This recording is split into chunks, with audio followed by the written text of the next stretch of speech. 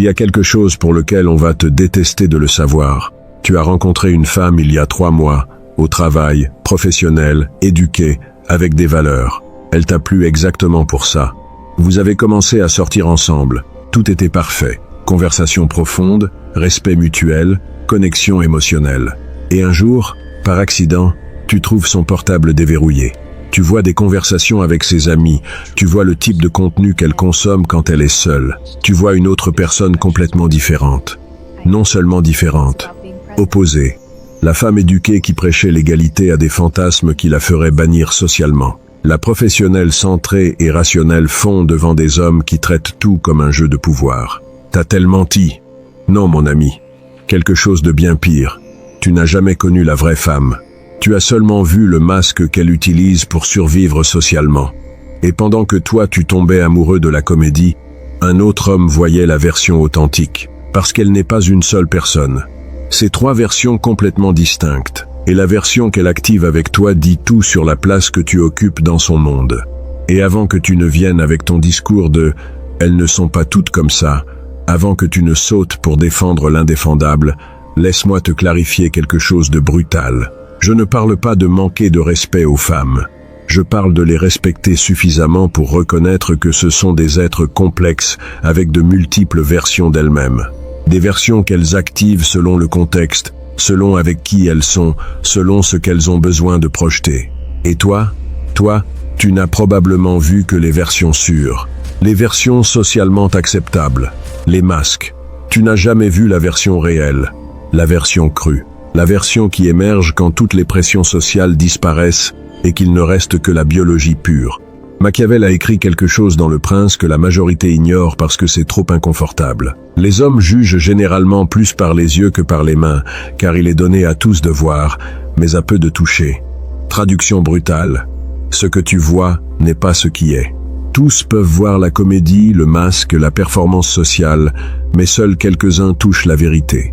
Et avec les femmes, ce n'est pas une métaphore, c'est littéral. Il y a 3 versions d'elles, 3 personnalités complètement distinctes qui s'activent dans des contextes spécifiques. Et 90% des hommes restent coincés à n'en voir que 2, les 2 masques publics, sans jamais, au grand jamais, arriver à la 3e, sans jamais toucher le réel.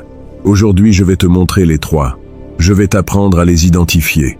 Et plus important, je vais te révéler comment forcer la version authentique à émerger avec toi. Mais je te préviens, une fois que tu verras ça, une fois que tu comprendras le schéma, tu ne croiras plus jamais un seul mot de ce qu'elle dit sur qui elle est. Et si tu veux le système complet, si tu veux les techniques exactes qui obligent la primitive à émerger avec toi, si tu veux arrêter d'être l'homme qui ne voit que des masques et devenir l'homme qui accède à la femme réelle, ce code est dans le code de l'obsession. Des techniques calibrées qui créent les conditions psychologiques où elle ne peut pas soutenir la comédie, où elle a besoin de baisser la garde avec toi. Le lien est dans le premier commentaire épinglé. Maintenant, laisse-moi te montrer les 3 versions. Le premier masque est celui que le monde connaît, la professionnelle. C'est la version qui apparaît au travail, avec la famille, dans les dîners formels, quand il y a des gens qui peuvent la juger. Elle est civilisée, contrôlée, rationnelle, est complètement fabriquée. Dans cette version, elle te parle de valeur, d'égalité, de respect mutuel. Elle dit qu'elle cherche une connexion émotionnelle profonde, que le physique ne lui importe pas tant que ça, qu'elle valorise l'intelligence et la stabilité. Elle dit qu'elle déteste les jeux, qu'elle veut de l'honnêteté, qu'elle apprécie quand un homme s'ouvre émotionnellement. Tout est mensonge. Pas un mensonge intentionnel, un mensonge fonctionnel. C'est ce qu'elle a besoin de dire pour garder sa réputation sociale intacte, pour ne pas être jugée, pour s'intégrer dans le récit de la femme moderne, évoluée, consciente. Et voici la première erreur fatale que commettent les hommes. Ils tombent amoureux de cette version. Ils croient que s'ils sont exactement ce que la professionnelle dit vouloir, s'ils sont respectueux, émotifs, vulnérables, honnêtes, ils vont la conquérir. Écoute ça avec attention, mon pote, parce que ça va faire mal. La professionnelle ne ressent pas d'attirance. La professionnelle évalue la convenance. Elle est en train de te mesurer comme candidat social. Es-tu présentable? As-tu un travail décent? Peux-tu tenir une conversation dans un dîner de famille sans lui faire honte? Si tu passes ce filtre, félicitations. Ça ne signifie pas que tu l'as conquise.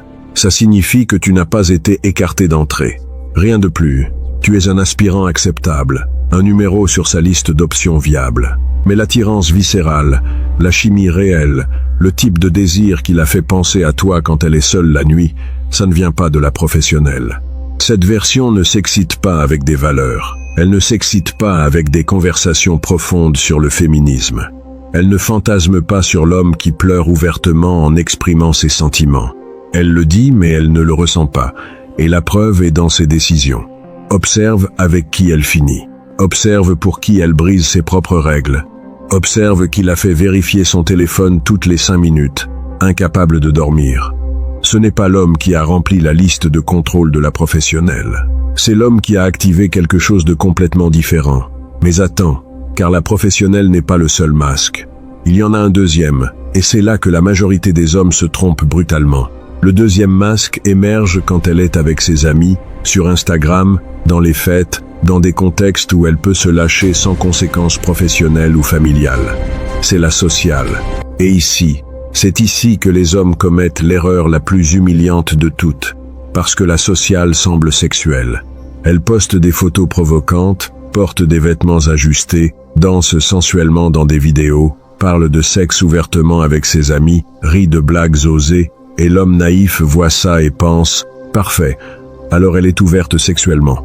Je peux lui parler de cette façon, je peux être direct. » Et il procède à lui envoyer des messages sexuels, et elle le bloque. Elle le met sur sa liste de harceleurs. Elle raconte à ses amis l'histoire de l'idiot qui ne pense qu'au sexe. Elle l'utilise comme exemple de « Pourquoi les hommes sont des ordures ?» Pourquoi? Parce que la sociale n'est pas sexuelle. Elle est performative. Elle joue la sensualité pour rivaliser avec d'autres femmes, pour accumuler de la validation, pour construire un personnage de femme sûre d'elle que ses amis envient et que les hommes désirent à distance. Mais ce n'est pas une invitation. C'est une scène contrôlée où elle décide qui peut franchir la ligne et qui ne peut pas.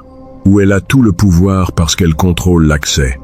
Et l'homme qui essaie de forcer cet accès en se basant sur le fait qu'elle a l'air sexuelle vient de démontrer qu'il ne comprend pas le jeu. Il vient de révéler qu'il est réactif, qu'il n'a pas de contrôle, qu'il répond aux stimuli comme un chien de Pavlov. La sociale est un test. Elle mesure qui a assez de maîtrise de soi pour voir l'appât et ne pas mordre. Qui peut être proche d'une femme visuellement sexuelle sans devenir un nécessiteux pathétique suppliant pour de l'attention? Car tu verras, les deux premières versions ont quelque chose en commun que tu as besoin de comprendre avec une clarté brutale. Toutes deux sont des masques publics. Toutes deux sont des comédies pour des audiences sociales.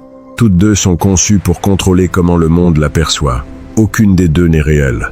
Dans aucune des deux, elle ne baisse la garde. Dans aucune des deux, tu ne vois sa vraie nature. Tu vois du théâtre, de la performance, de la gestion de réputation. Et si après des mois avec quelqu'un tu as seulement vu ces deux versions, mon frère, tu as un problème sérieux que tu as besoin d'affronter maintenant. Alors, laquelle est la réelle? Assure-toi de retenir ça, parce que ce que je vais te révéler maintenant détruit complètement l'image que tu as de qui elle est.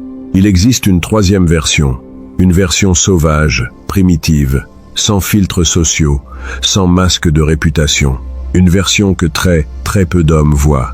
Pas parce qu'elle est difficile à activer, mais parce que la majorité des hommes sont tellement occupés à bien se comporter, à être respectueux, à suivre les règles que la professionnelle proclame, qu'ils ne créent jamais, au grand jamais, les conditions pour que la primitive émerge. Et celle-là, c'est la femme réelle, celle qui ne joue pas pour des audiences, celle qui ne gère pas de réputation, celle qui ne contrôle pas chaque mot par peur d'être jugée, celle qui est simplement crue, instinctive, sans excuse. Et une fois que tu la vois, une fois que tu réussis à ce que cette version apparaisse avec toi, tout le reste devient non pertinent, parce que tu as finalement arrêté de parler avec des masques. La troisième version, la primitive. C'est la femme sans société, sans filtre, sans peur du jugement. C'est de la biologie pure, de l'instinct brut, du désir sans rationalisation. Et ce qu'elle fait, ce qu'elle veut, ce qu'elle fantasme dans cette version, contredit complètement tout ce que la professionnelle prêche. Dans la primitive, elle se fiche de sa réputation. Elle ne contrôle pas ses impulsions. Elle ne rationalise pas ce qu'elle ressent. Elle se livre sans stratégie ni calcul, elle accède à des fantasmes qu'elle nierait publiquement avec horreur. C'est la femme qui gémit sans pudeur, qui te griffe le dos, qui te demande des choses qu'elle n'admettrait jamais, jamais devant qui que ce soit d'autre. C'est la femme qui lit ses livres de romances sombres en cachette, qui consomme du contenu qui lui ferait honte si quelqu'un le savait, qui a des fantasmes qui contredisent tout son discours public sur l'égalité et le respect. C'est la femme que ses amis ne connaissent pas, que sa famille ne peut même pas imaginer, qu'elle-même s'étonne parfois d'être quand les lumières s'éteignent. Et voici la partie qui va déranger tout le monde. Cette version n'émerge qu'avec des hommes spécifiques, pas avec tous, pas avec ceux qui font tout bien, pas avec ceux qui suivent le manuel de la femme moderne, seulement avec l'homme qui remplit 3 conditions non négociables. Premièrement, tu es véritablement imprévisible. Tu ne suis pas un script social, tu ne fais pas ce que tu es censé faire. Il y a quelque chose en toi qu'elle ne peut pas catégoriser facilement, qui ne rentre pas dans son modèle mental d'homme sûr et prévisible. Et cette incertitude, cette impossibilité de te contrôler avec des tactiques sociales normales, active quelque chose de primitif en elle. Deuxièmement, tu projettes de la domination sans demander la permission. Tu ne demandes pas de validation. Tu ne vérifies pas constamment si ce que tu fais est bien. Tu assumes simplement, tu prends, tu guides, sans t'excuser d'occuper de l'espace. Et quelque chose dans sa biologie, quelque chose de plus profond que n'importe quel conditionnement, répond viscéralement à cela. Troisièmement, tu crées un espace privé libre de jugement, où elle sent qu'elle peut baisser tous les masques parce qu'elle a confiance que tu ne vas pas l'exposer, tu ne vas pas la juger, tu ne vas pas utiliser ces moments de vulnérabilité contre elle. Cet espace est là où vit la primitive. Tu vois ce qui se passe ici? La primitive a besoin de sécurité émotionnelle, plus de l'attention érotique. Ce n'est pas l'un ou l'autre, ce sont les deux simultanément. Et c'est là que 95% des hommes s'écrasent contre le mur. Le type gentil a la sécurité émotionnelle, mais zéro tension érotique. Il est prévisible, il est sûr, il est ennuyeux. Alors elle ne descend jamais vers la primitive avec lui. Elle reste coincée dans la professionnelle. Elle l'apprécie, elle le respecte même, mais elle ne s'excite pas en pensant à lui. Le mauvais garçon a la tension érotique, mais zéro sécurité émotionnelle. Il est excitant, il est intense, mais il est aussi réellement dangereux. Alors elle expérimente des moments de la primitive avec lui. Mais ensuite elle regrette, elle rationalise, elle se rétracte, elle retourne au masque protecteur. L'homme qui maîtrise vraiment cela a les deux choses. Il est sûr sans être prévisible. Il est intense sans être destructeur. Il est dominant sans être réellement dangereux. Et cet homme ne voit pas seulement la primitive. Cet homme devient le seul espace où elle peut être complètement réelle. Et ça crée un niveau d'addiction émotionnelle qu'aucun type gentil n'obtiendra jamais avec des fleurs et de jolis mots. Machiavel comprenait quelque chose que la majorité des hommes modernes a complètement oublié. Dans Le Prince, il n'écrivait pas sur comment être bon. Il écrivait sur comment maintenir le pouvoir dans un monde qui punit la faiblesse et récompense la force déguisée en vertu. Et il a dit quelque chose de brutal qui s'applique parfaitement à ceci. Le prince doit savoir utiliser la nature de la bête et la nature de l'homme. Il doit être moitié lion, moitié renard. Pourquoi? Parce que le lion représente la force pure, la domination, la férocité. Mais le lion est maladroit, il tombe dans les pièges. Le renard représente la ruse, l'intelligence, la stratégie. Mais le renard ne peut pas se défendre par la force pure. Tu as besoin des deux natures. Et avec les femmes, ce n'est pas de la philosophie abstraite. C'est le manuel d'opération. Le lion est la tension érotique, la masculinité crue, la domination sans excuse, la force qui active la primitive. Le renard est l'intelligence sociale, savoir lire les contextes, créer l'espace sûr, comprendre quand montrer quel visage. Si tu n'es que lion, tu es le mauvais garçon qui l'excite, mais qu'elle ne peut pas intégrer dans sa vie. Tu es intense, mais insoutenable. Elle t'utilise pour explorer son côté primitif, et ensuite, elle t'écarte quand elle a besoin de retourner à la civilisation.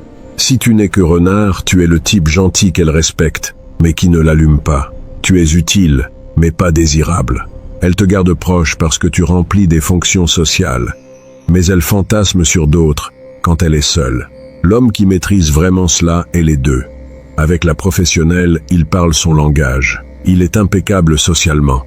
Il répond aux attentes, mais ne se perd jamais dans ce rôle. Il n'oublie jamais que c'est du théâtre. Avec la sociale, il participe sans surinvestir. Il ne rivalise pas pour la validation numérique. Il ne devient pas réactif face à ses tests. Il maintient le cadre.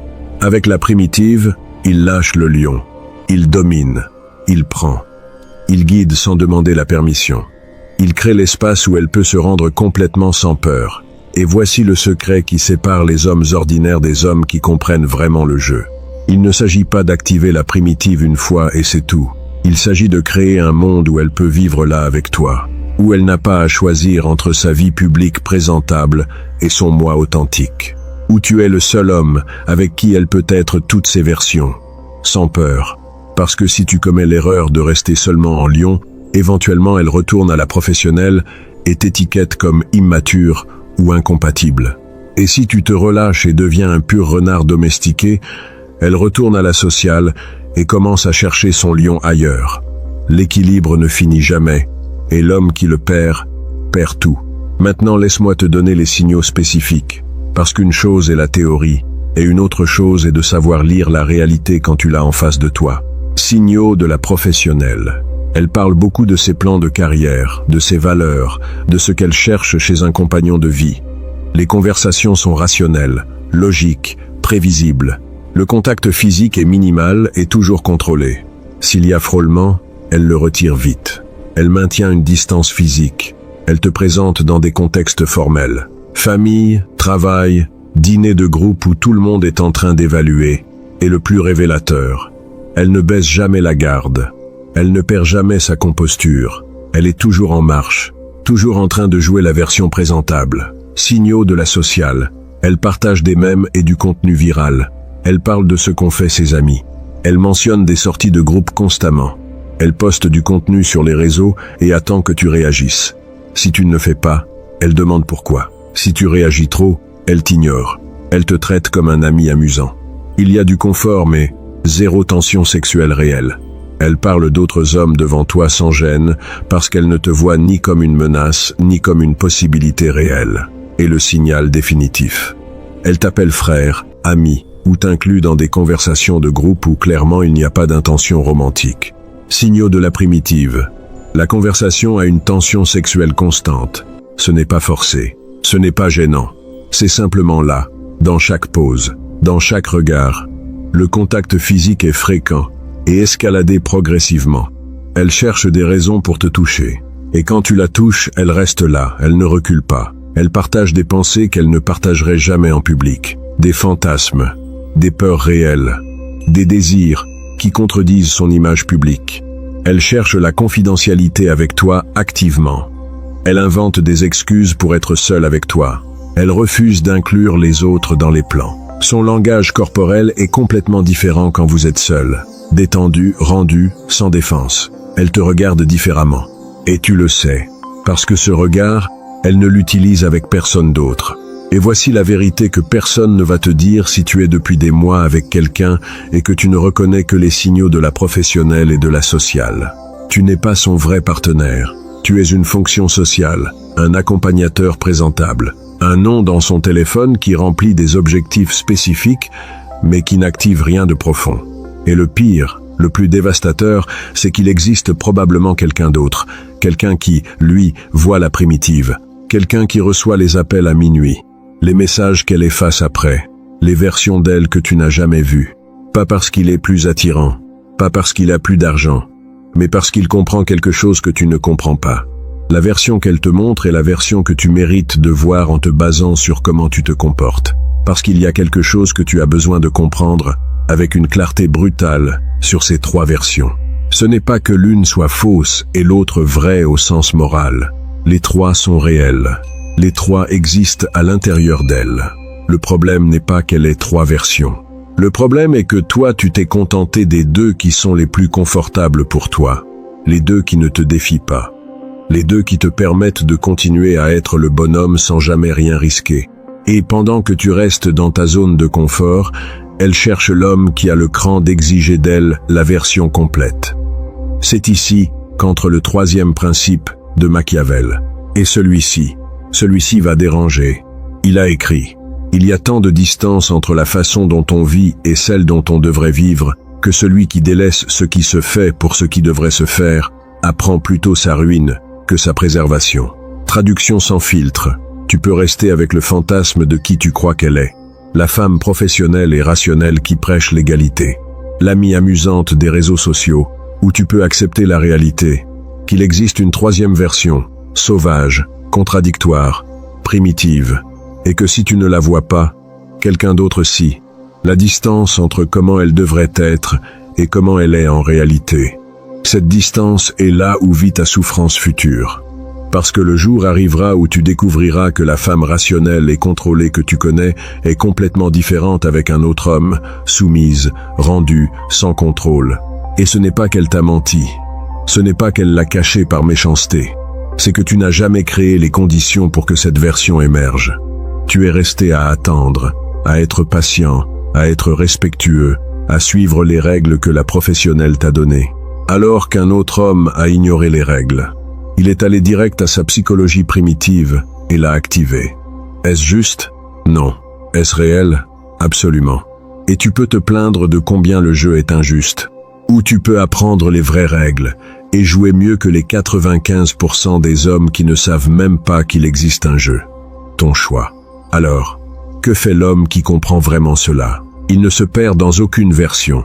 Il ne commet pas l'erreur du type gentil qui reste coincé dans la professionnelle, croyant qu'être l'homme correct est suffisant. Il ne commet pas l'erreur du naïf qui pense que la sociale est une invitation alors que c'est un test. Et il ne commet pas l'erreur du mauvais garçon qui vit seulement dans la primitive et se demande ensuite pourquoi elle finit par l'abandonner. Il navigue les trois avec intelligence. Avec la professionnelle, il est impeccable. Il répond aux attentes sociales, mais n'oublie jamais que c'est du théâtre. Il ne se perd jamais dans le rôle. Avec la sociale, il participe sans surinvestir. Il ne rivalise pas pour la validation. Il ne réagit pas aux tests. Il maintient son cadre. Avec la primitive, il domine. Il crée l'espace. Il maintient l'attention. Il ne juge pas. Il n'expose pas. Il devient le seul endroit où elle peut être complètement réelle sans conséquences sociales. Le résultat, elle devient accro à cet espace, parce que c'est le seul endroit où elle n'a pas à jouer la comédie, où elle peut baisser tous les masques, où elle peut être sauvage sans peur. Et tu deviens le seul homme qui la connaît vraiment. Pas la version éditée pour LinkedIn, pas le personnage d'Instagram, la femme complète, avec toutes ses contradictions, avec tous ses côtés sombres. Pendant que les autres hommes se battent pour des likes et des conversations superficielles sur Netflix, tu opères à un niveau complètement différent de connexion. Ce n'est pas de l'amour romantique, mon pote, c'est de la domination psychologique. Mais il y a une erreur fatale qui tue ça. Une erreur que commettent même des hommes intelligents. Essayer de forcer la primitive trop tôt. Voir une femme en mode social, la voir poster des photos sensuelles, parler de sexe avec ses amis et penser « Parfait, alors je peux être direct sexuellement dès maintenant ». Non, c'est le piège. Parce que la sociale semble sexuelle, mais c'est de la performance. C'est du contrôle. C'est elle qui mesure qui a assez de maîtrise de soi pour ne pas mordre à l'hameçon immédiatement. Si tu essaies de forcer la primitive en te basant sur le fait qu'elle a l'air sexuelle, tu viens de démontrer que tu es réactif, que tu n'as pas de contrôle, que tu réponds aux stimuli comme un animal affamé, et elle t'écarte. Elle te met dans la catégorie du harceleur. Elle te bloque. Elle t'utilise comme exemple des hommes qui ne pensent qu'à une seule chose. La primitive ne se force pas, elle s'invite, on crée le contexte correct. On génère une sécurité émotionnelle réelle, on construit une tension progressive sans être anxieux. Et quand tous les éléments sont alignés, elle baisse elle-même le masque. Volontairement, sans que tu aies à pousser, sans que tu aies à supplier, sans que tu aies à tenter des trucs, comme un adolescent maladroit. C'est la différence entre l'homme qui essuie des rejets humiliants constamment et l'homme qui crée des conditions où elle se rend par sa propre décision. Alors, que fait l'homme qui comprend vraiment cela? Il ne se perd dans aucune version. Il ne commet pas l'erreur du type gentil qui reste coincé dans la professionnelle, croyant qu'être l'homme correct est suffisant. Il ne commet pas l'erreur du naïf qui pense que la sociale est une invitation alors que c'est un test. Et il ne commet pas l'erreur du mauvais garçon qui vit seulement dans la primitive et se demande ensuite pourquoi elle finit par l'abandonner. Il navigue les trois avec intelligence. Avec la professionnelle, il est impeccable. Il répond aux attentes sociales, mais n'oublie jamais que c'est du théâtre. Il ne se perd jamais dans le rôle. Avec la sociale, il participe sans surinvestir. Il ne rivalise pas pour la validation. Il ne réagit pas aux tests. Il maintient son cadre. Avec la primitive, il domine. Il crée l'espace. Il maintient l'attention. Il ne juge pas. Il n'expose pas. Il devient le seul endroit où elle peut être complètement réelle, sans conséquences sociales. Le résultat, elle devient accro à cet espace, parce que c'est le seul endroit où elle n'a pas à jouer la comédie, où elle peut baisser tous les masques, où elle peut être sauvage sans peur. Et tu deviens le seul homme qui la connaît vraiment. Pas la version éditée pour LinkedIn, pas le personnage d'Instagram. La femme complète, avec toutes ses contradictions, avec tous ses côtés sombres. Pendant que les autres hommes se battent pour des likes et des conversations superficielles sur Netflix, tu opères à un niveau complètement différent de connexion. Ce n'est pas de l'amour romantique, mon pote. C'est de la domination psychologique. Voici la vérité sans filtre. La femme que tu as rencontrée en public n'existe pas en privé. C'est la première vérité que tu as besoin d'accepter. La deuxième, la version qu'elle te montre ne dit rien sur elle. Elle dit tout sur toi, sur ta capacité à créer des contextes, sur ta domination émotionnelle, sur ta compréhension du jeu réel. Et la troisième vérité, la plus brutale de toutes, si tu ne vois que la professionnelle et la sociale, si après des mois tu ne reconnais que ces deux versions, tu n'es pas son partenaire, tu es un accessoire fonctionnel dans sa vie, celui qui remplit des rôles sociaux, celui qui est bien pour être présenté, celui qui remplit des espaces vides, mais tu n'es pas l'homme qui l'obsède. Tu n'es pas celui qui occupe son esprit quand elle est seule à 2 heures du matin. Tu n'es pas celui qui active sa version la plus réelle. Et ça devrait te déranger profondément. Parce que tu mérites plus que d'être le petit ami officiel, pendant qu'elle garde ses vrais fantasmes pour des souvenirs d'autres hommes. Tu mérites plus que d'être le plan B présentable, pendant qu'elle désire l'intensité qu'elle n'a ressentie qu'avec quelqu'un qui comprenait le jeu mieux que toi.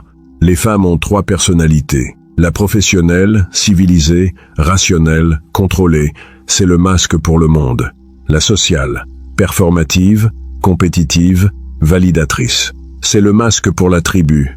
La primitive, crue, instinctive, rendue, c'est la femme réelle. Seule une est authentique. Et seul l'homme qui comprend cela. Seul l'homme qui a le cran d'exiger la version complète. Vois cette femme, maintenant. La décision t'appartient. Tu peux continuer à être l'homme qui ne voit que des masques, celui qui se contente des versions sûres, celui qui ne risque jamais, celui qui n'accède jamais au réel.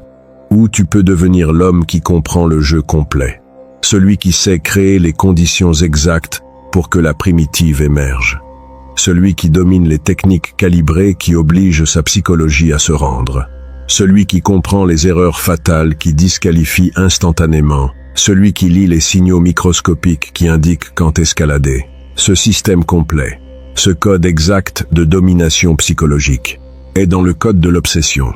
Ce n'est pas de la théorie, ce n'est pas de la motivation. C'est un protocole étape par étape pour accéder à la version d'elle que 95% des hommes ne verront jamais.